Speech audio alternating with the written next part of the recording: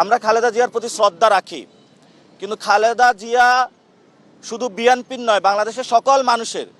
কিন্তু খালেদা জিয়াকে ব্যবহার করে কেউ যদি নির্বাচনী ফায়দা হাসিল করতে চায়, এটা বাংলাদেশে সঠিক না। এটা খালেদা জিয়ার প্রতি অসম্মান করা হয়।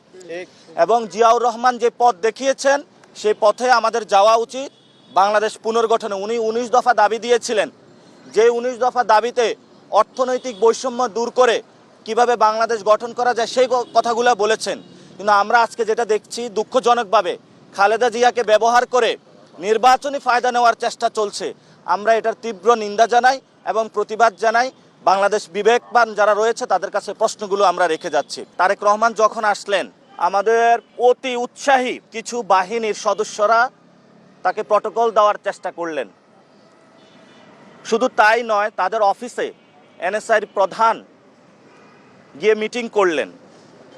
বিভিন্ন প্রশাসনের যারা কর্মকর্তা কর্মচারী রয়েছেন তারা অতি উৎসাহী হয়ে তাদের সাথে যোগাযোগ করলেন। এটা সরাসরি নির্বাচনী যে আচরণবিধি রয়েছে এটা লঙ্ঘন।